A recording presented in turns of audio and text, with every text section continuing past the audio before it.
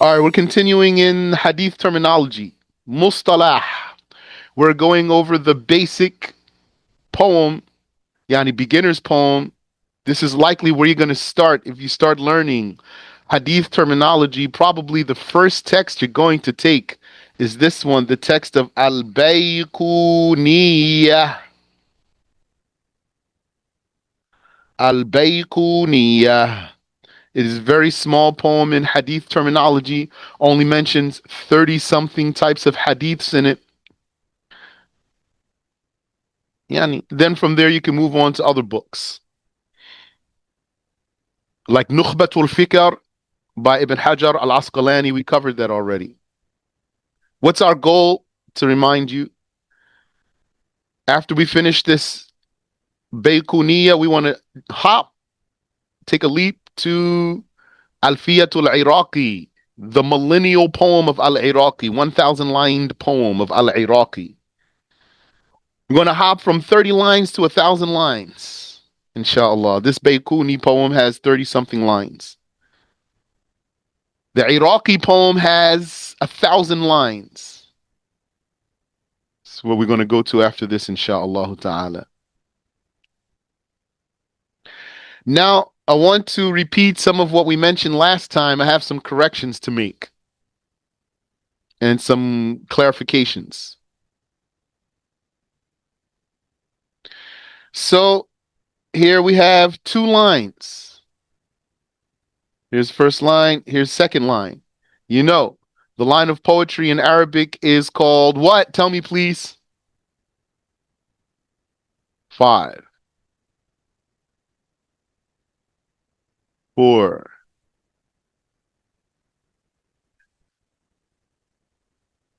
3, 2. I told you so many times. 1. A line of poetry in Arabic is called bait. Bait. The same word that means house. It also means line of poetry. Does not mean house here, means line of poetry. Bait. Baytu shi'r. And the line of poetry has two parts. The baytu shi'r, has two parts. Sadr, a chest, and an ajuz, a rear end. So each line is divided into two parts. Here I have two lines written for you. You can see four things there because each line is made of two parts. So the first part starts like this. وما يخالف ثقة فيه الملا فالشاذ والمقلوب قسمان تلا إبدال راو ما براو قسم وقلب إسناد لمتن قسم. All right, this is what we want to explain today. Firstly,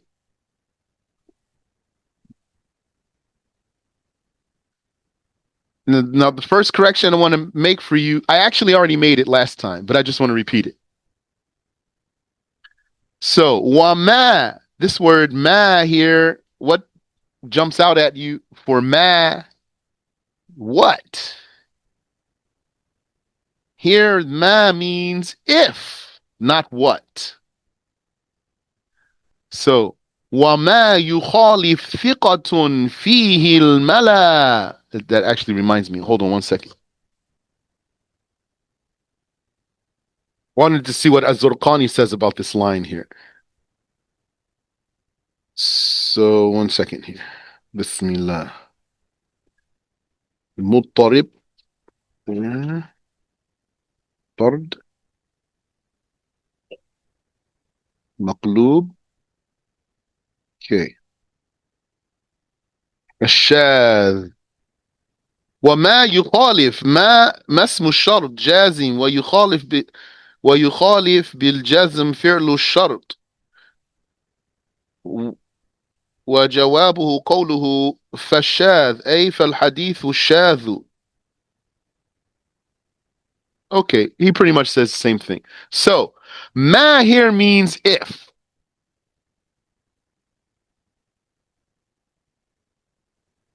And if a thiqah, a, a, a trustworthy one, yukhalif, opposes. How you spell oppose with two P's? Opposes. Fihi, in it, al-mala, a group. So, and if a trustworthy one opposes a group in the hadith that he is narrating, that's the meaning of this line. So, what does it matter that he's a trustworthy one? When we say he's trustworthy, that means we take from him. When he conveys to us, when he shares with us his knowledge, we take from him. He's trustworthy. Okay, so he's a reliable narrator. وَمَا يُخَالِفْ ثِقَةٌ فِيهِ الْمَلَى. But this trustworthy one is opposing a group. And we mean here by this group, a trustworthy group. Meaning everyone in this group is trustworthy. Not an untrustworthy group. It's possible to have an untrustworthy group, isn't it? Yeah, of course. If each individual in the group is untrustworthy, then it's an untrustworthy group. Together, they have merged to form an untrustworthy group. So we're not talking about untrustworthy group. A trustworthy one is opposing a group, a trustworthy group. Then what do we do here? Because he's trustworthy, meaning he's reliable, and we take from him. But this group is also trustworthy, and we take from them, and he is saying something contrary to them. Now, first of all, this scenario right now that I'm posing to you, is it something the scholars made up or something they discovered? They discovered it, they didn't make it up. So if you want to understand this hadith science, don't make up stuff, rather learn the scenarios that the scholars stated. So because of their sifting through thousands and thousands, tens, hundreds of thousands of hadiths, they found all the scenarios. Here's a scenario in which a trustworthy narrator reports something that is contrary to what a group reports, a trustworthy group. So, who do we take from then? Who do we rely upon here? Who's more likely to be wrong? The individual, the trustworthy individual, or the trustworthy group? The trustworthy individual is more likely to be wrong. So then we're going to deem what he says, as the author says, fashadhu. It's anomalous. It's irregular. Why is it irregular? Because he's a trustworthy reporter. His news, his knowledge is usually reliable. If his knowledge is usually reliable, then what are we going to do with this report that he has that's contrary to what others are reporting? Then we're going to deem it, in this case, not reliable. Not because he's not reliable, he's a reliable narrator. But in this case, he's mistaken. And that mistake was discovered by comparing what he reports to what a trustworthy group reports. Fashadh, then his report is irregular. Irregular.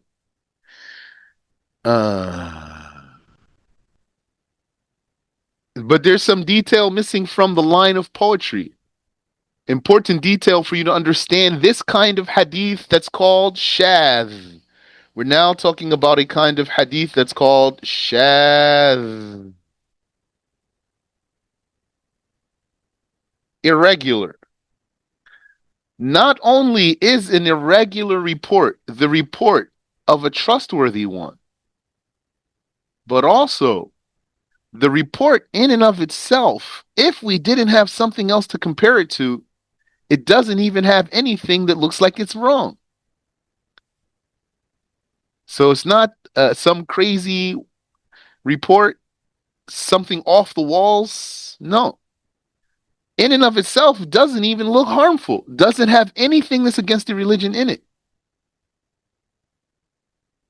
So that's part of what the definition of an irregular hadith is. So you know, it's not just that a reliable one is against a group, but this reliable one is relaying something that on its own merit, it doesn't even appear to have a problem in it. There's nothing in it that's against the rules of the religion. It's just that we found his report in opposition to something more reliable. So then we took the more reliable report and we disregarded the irregular one. So وَمَا يُخَالِفْ ثِقَةٌ فِيهِ الْمَلَى فَالشَّاذ. Then it's irregular. So as you can see, this type of hadith here in this line, just showing you the amount of the line that covers this topic. The first half of the line and then a piece of the second half of the line is dealing with this irregular report. Okay. So now you know there's a detail not mentioned in the line of poetry itself, which is that there is not something that is apparently wrong with the report also. And also, there's another detail not mentioned in the line of poetry here, which is that it's not a condition that he is saying something contrary to a group. It could be that he's saying something contrary to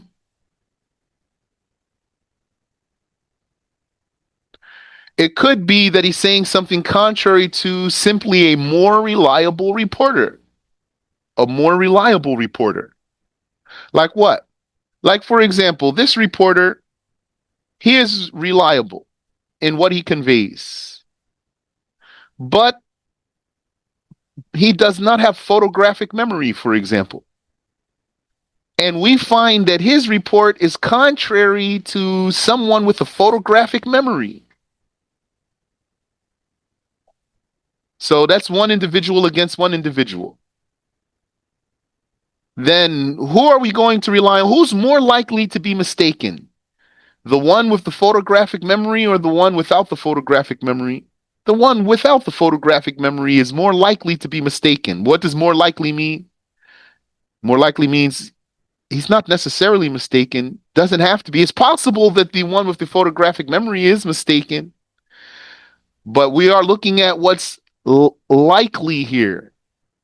This is amongst the things that our religion taught us to go by what appears, unless you have evidence to do otherwise. To go according to what is likely, not to go according to what is unlikely, though it's possible. You don't say, well, this is this is possible. There is a slim chance that this could happen, though it is so unlikely. Then no, you don't go according to that unless you have a proof. Okay. So, وَمَا يُخَالِفْ ثِقَةٌ فِيهِ الْمَلَى فَالشَّاذ. Whatever, or when, not whatever, if a trustworthy one is in conflict with a group, then his report is irregular. Now, if you remember, this type of hadith we're talking about is called Shaadhdh, right? And Shaadhdh has a doubled dhal. The last letter is doubled. Yani, the word is ashadhu, not ashadhu, ashadhu. Hold the last letter, ashadhu. That's the name of this type of report. Now, in the line of poetry, that doubled letter is reduced to a single letter to keep the beat. Because in the poetry, you have to keep the beat. So you don't say وما يخالف ثقة فيه الملا فالشاذ والمقلوب. This will break the beat right there because there's a beat. مستفعل مستفعل مستفعل مستفعل مستفعل مستفعل وما يخالف ثقة فيه الملا فالشاذ والمقلوب قسمان تلا. There's a beat there. So if you keep that letter doubled like it is originally, it's going to break the beat. So the poet, in this case, is allowed to reduce the letter down to a single letter so to keep the beat. This is part of daruratu shi'r, the emergency of poetry, or poetic license if you want. The poet has license to break some standard rules, and it's okay. Uh, when you have this kind of word in Arabic, this word shadh, there's an alif here, followed by the doubled letter. Like, an al-Fatiha, when you say, waladdallin, isn't there an alif with a doubled letter? Yes. You say ad-dallin. Don't say ad-dallin. That's wrong. Invalid. That's invalid. You can't say waladdallin. Waladdallin. There's an extended vowel, then a doubled letter. The extended vowel with the doubled letter, what I learned is that this will never appear in an Arabic poetry. Never. 0% of the time, 0% of the time would the extended letter and the doubled letter appear in a line of Arabic poetry. So that's what I learned. I'm not very strong in Arabic poetry though. That's why I'm saying to you. That's what I learned because I can't say much here. So anyway, getting back here. Now, do you have any question about what I have mentioned so far concerning the Shaadhdh hadith? So I think it's clear. We saw examples last time. Review the lesson. Let's see what Sheikh Al-Jabarti has for us in the explanation. So Sheikh Al-Jabarti is saying, وَمَا يُخَالِف means وَإِن يُخَالِف. It means and if. He said means if. And if a trustworthy one opposes a group, then it's shadh. That's how he explains it. He's saying ma means in, which means if.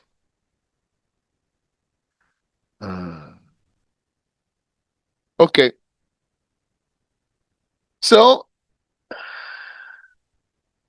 and if the trustworthy one opposes fihi al-mala, أي إن يخالف ثقة فاعل أي راو عدل. What does ثقة mean? I said trustworthy. ثقة means upright narrator, an upright narrator. Yani he's reliable. When he relates to us, we take what he relates to us. فيه في الحديث أي في متنه أو في سنده بزيادة أو نقص.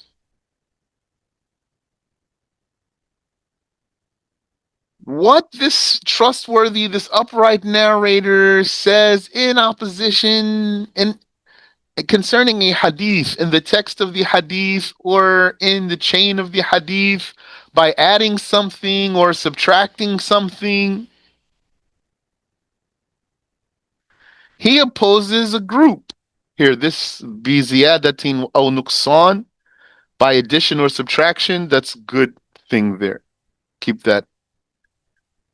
If you want to remember shadh hadith, what's the shadh hadith? Irregular, anomalous, deviated, meaning it appears to be authentic, but it is defective somehow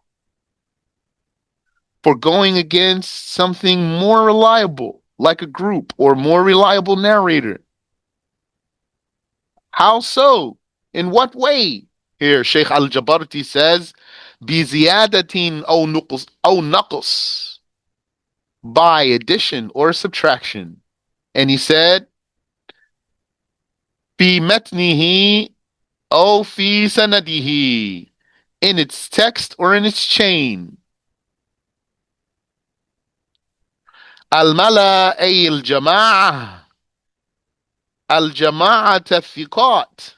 And when we said this one, reliable one, narrates uh, something in opposition to a group, we are saying this is a trustworthy group, not any group. Also, it means all the people in the group are trustworthy. Each one is trustworthy. They together form a trustworthy group. So the one trustworthy one said something contrary to what the group of trustworthy ones said.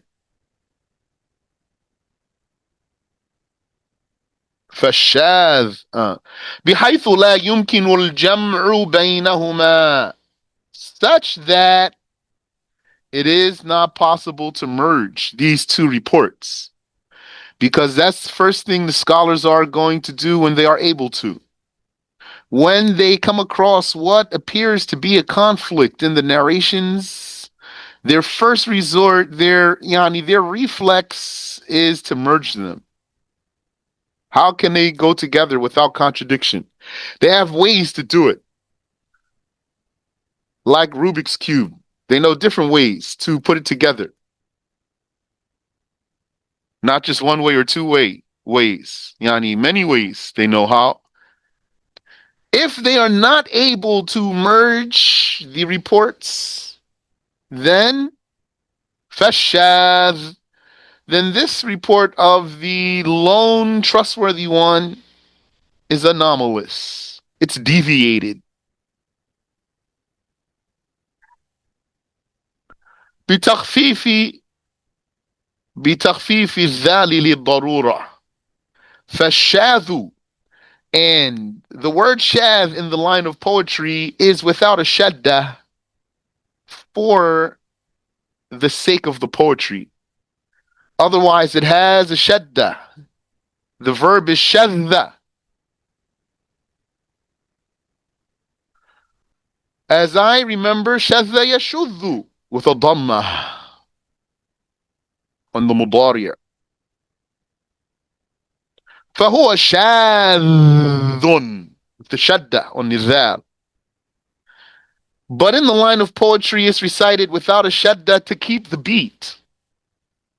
وما يخالف ثقة فيه الملا فالشاذ.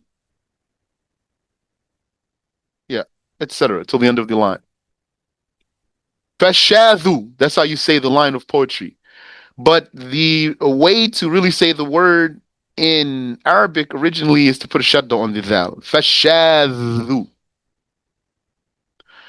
So removing that shadda is permissible for the poet, as well as other things the poet can do, like erase a waw or a ya, or produce a waw or a ya, or add the word ma, or something, different things the poet can do.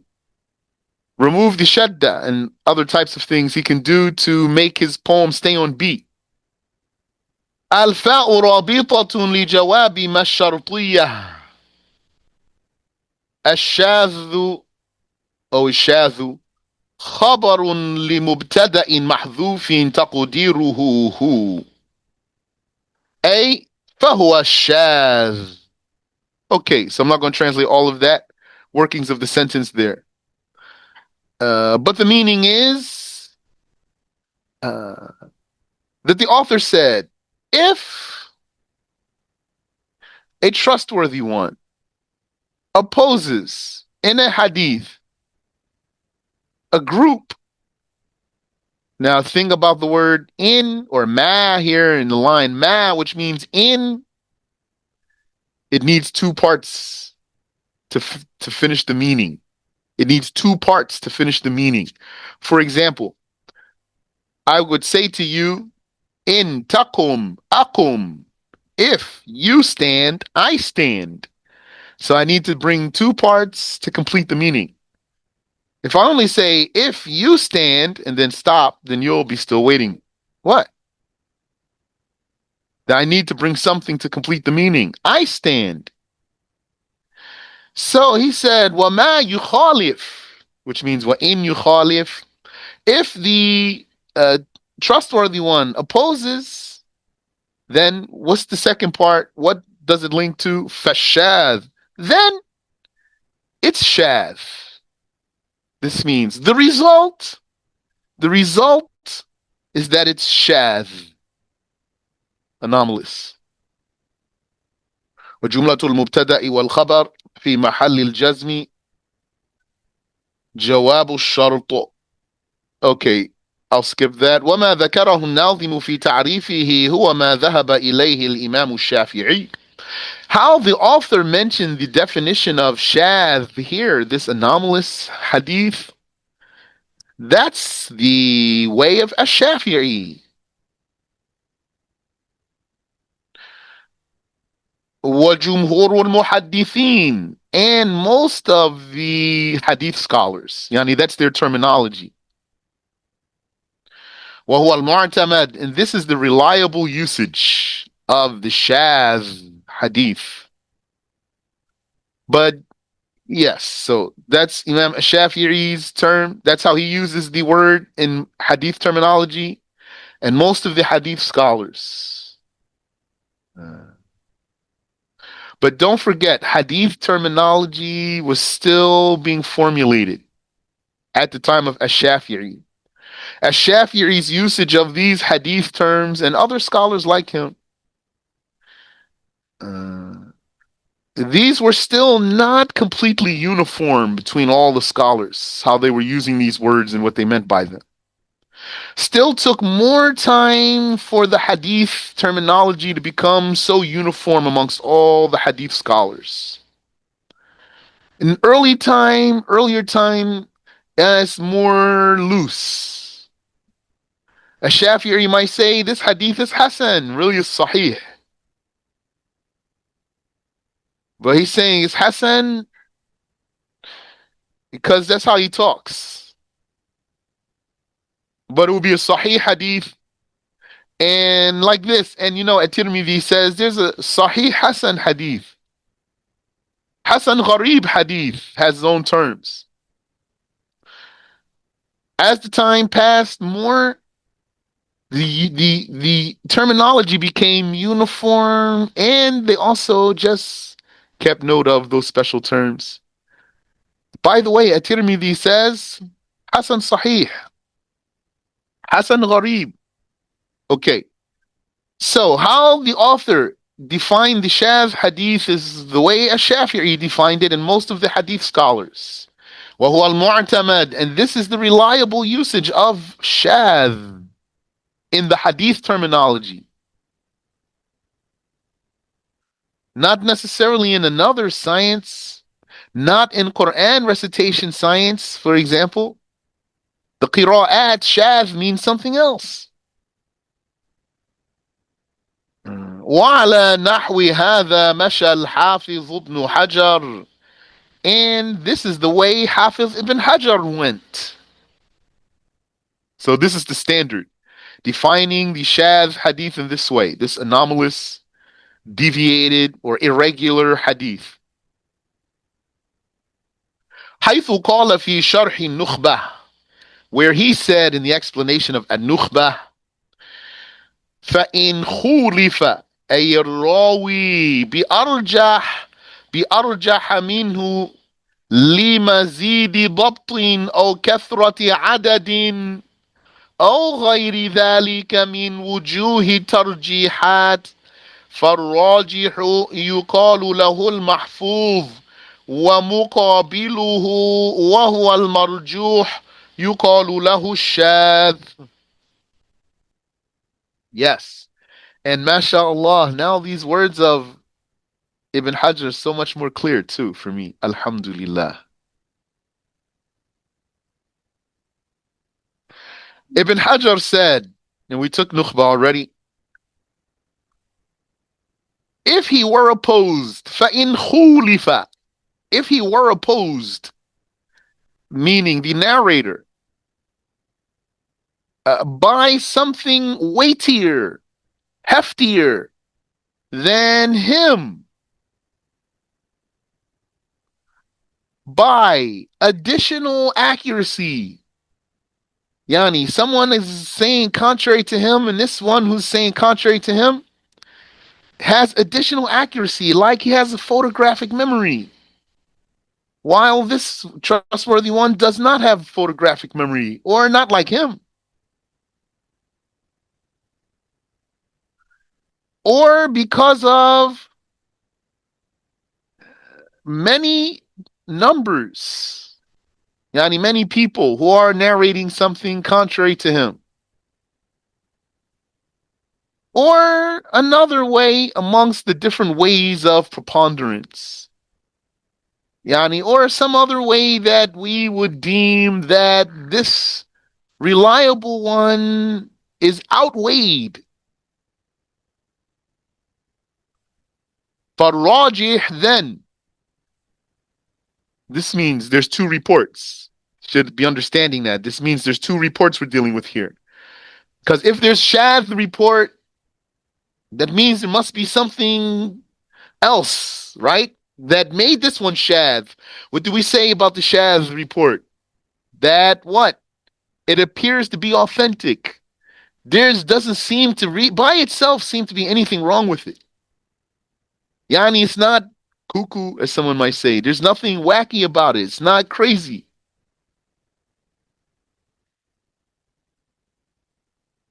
So why we're not accepting it? There must be something else. So this something else, what do you call that? Here, Ibn Hajar says, فَالرَّاجِحُ يُقَالُ لَهُ الْمَحْفُوظ. The preponderant one is called preserved. Mahfuz. وَمُقَابِلُهُ وَهُوَ الْمَرْجُوحِ. And its opposite, which is the outweighed one, يُقَالُ لَهُ الشاذ. It's called anomalous or irregular. Shadh. Uh, so, inshallah, that's clear. Any question? طيب, let's continue. Sheikh Al-Jabarti, rahimahullah, he says, وَيَقَعُ الشُّذُوذُ فِي السَّنَدِ وَالْمَتْنِ. The irregularity or the anomaly occurs in the chain and, yani, or in the text. The irregularity occurs in the chain or in the text. ومثاله في السند ما رواه الترمذي والنسائي وابن ماجه من طريق ابن عيينة عن عمرو بن دينار عن عوسجة عن ابن عباس رضي الله عنهما. Its example in the chain is what at-Tirmidhi and Nasa'i and Ibn Majah narrated. Should know those names very well. From the route of Ibn Uyayna. He's Mujtahid, Sufyan ibn Uyayna. From Amr ibn Dinar. From Awsajah. From Ibn Abbas. Notice the way it's documented here. An. What's that called? An'ana. يعني عن from فلان from فلان from فلان أن رجلا توفي على عهد رسول الله صلى الله عليه وسلم ولم يدع وارثا إلا مولى هو أعتقه. That a man passed away during the time of the Messenger of Allah sallallahu alayhi wasallam, and he did not leave an heir but a freed slave, etc. Al Hadith, till the end of that hadith. So, okay, when you hear that, there's nothing strange there in terms of the words of the text. And I'm not a hadith scholar, so I don't know anything strange about the chain myself. Let's see what the Sheikh Al-Jabarti say. وتابع ابن عيينة على وصله ابن جريج وغيره وخالفهم حماد بن زيد فرواه عن عمرو بن دينار عن عوسجة ولم يذكر ابن عباس. According to what we just read, this is a connected chain down to Ibn Abbas.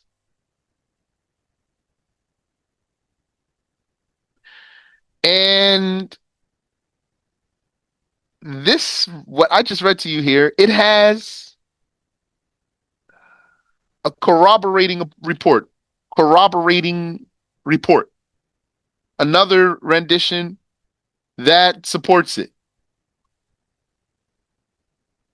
supports its connectivity, a corroborating report that supports its connectivity.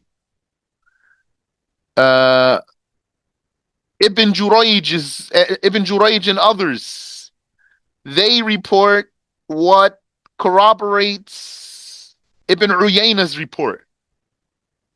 Okay.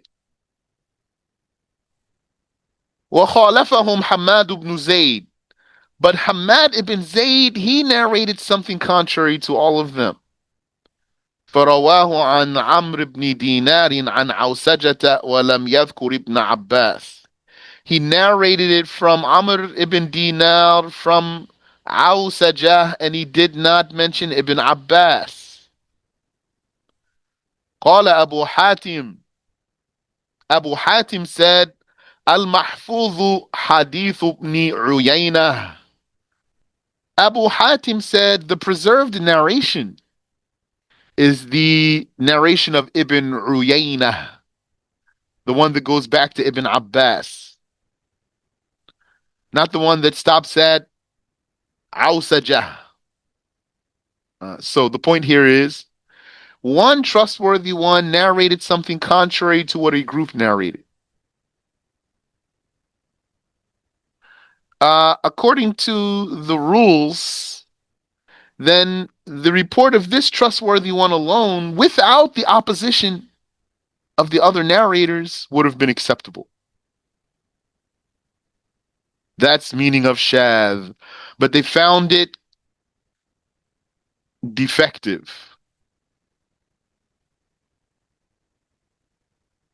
In this case, the defect is in the chain.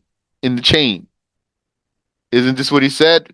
وَمِثَالُهُ فِي السَّنَدِ. Its example in the chain. So what he's saying is, don't worry here. The text is fine. This has corroborating reports. But when we compare the chains, we found some discrepancy. Not in the text, in the chains. So, it's like the scholars are saying, after we sifted through everything, we knew that the report of Hamad ibn Zayd was deviated in the chain. Yani something went wrong. فحماد بن زيد من أهل العدالة والضبط ومع ذلك رجح أبو حاتم رواية من هم أكثر عددا منه. Here's the synopsis. Hamad ibn Zayd is amongst the people of trustworthiness and accuracy. Despite that, Abu Hatim preponderated the narration of those who were more numerous than him. Yani, when there was a group all saying the same thing, and he was the one who was saying something different, then his was isolated. Theirs was preserved, and his was isolated. ومثال الشاذ في المتن ما رواه أبو داود. And an example of an anomalous report in the text is what Abu Dawood narrated من حديث عبد الواحد بن زياد عن الأعمش عن أبي صالح عن أبي هريرة رضي الله عنه مرفوعا. It is what Abu Dawood narrated of the hadith of Abdul Wahid ibn Ziyad from Al-Amash, from Abu Salih, from Abu Hurairah. May Allah accept from him. Marfu'an, as a hadith of the Prophet, a prophetic hadith. Either is supposed to be إذا صلى أحدكم ركعتي الفجر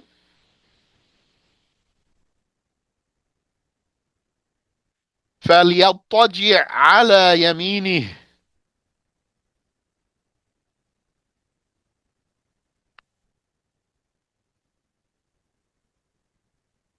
قال البيهقي خالف عبد الواحد العدد الكثير في هذا فإن الناس إنما رووه من فعل النبي صلى الله عليه وسلم لا من قوله وانفرد عبد الواحد من بين الثقات بهذا اللفظ.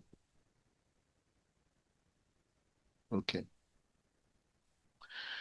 So the report of Abu Hurairah is,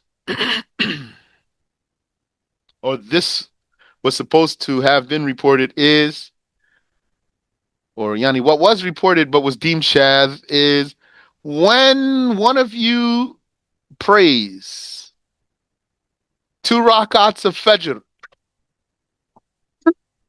Alhamdulillah. Alhamdulillah. When one of you prays 2 rakats of Fajr, then let him lay down on his right side. Okay. If you just hear the words, there's nothing against the religion here in the words themselves. Yani, it is really sunnah to pray Sunnatul Fajr and then to lay down on your right side for a bit and remember the grave and then to pray Fajr. So it says here, he reports with a chain that when one that as a prophetic hadith, that when one of you prays 2 rakats of Fajr, yani pray 2 sunnahs, yahdikumullah wa yuslihu balakum, then let him lay on his right. Okay. قال البيهقي. Al-Bayhaqi said, خالف عبد الواحد العدد الكثير. Abdul Wahid, he opposed a big number here. في هذا, in this one. فإن الناس إنما رووه من فعل النبي. For indeed, the people have merely narrated it as the Prophet's action. Sallallahu alayhi wasallam, not يعني لا من قوله, not as his statement.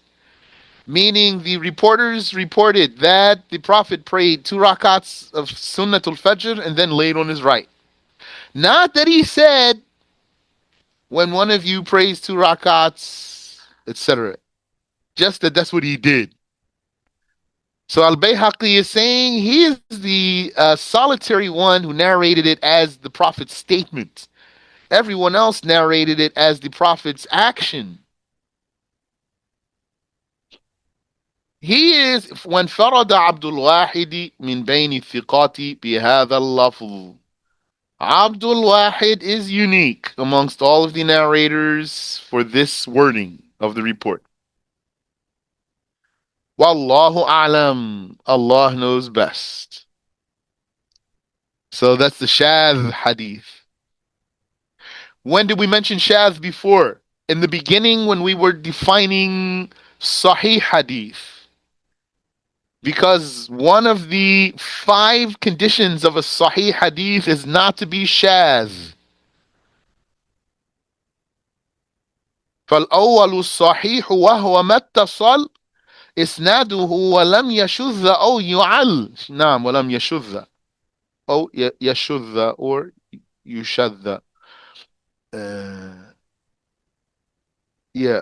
The first of them, he says in the beginning of the poem, the first type of hadith is the Sahih hadith, and it is متصل إسناده, what has a connected chain, ولم يشذ, and did not, and was not irregular. So now you have a better idea of what it means to be irregular. And is not irregular. Oh, yu'al, nor is it defective. And this part is important to understand it too. Isn't being irregular defective? Yes. So why would he say is the Sahih Hadith is not irregular and it's not defective?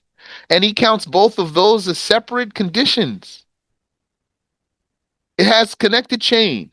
It's not irregular. It's not defective. And then he says more after that. Because of the nature of the shuduz, the nature of the irregularity, this type of defect, because doesn't appear by itself, looks like it's fine. So they gave it its own category as a condition of Sahih Hadith. Wallahu alam. Any question?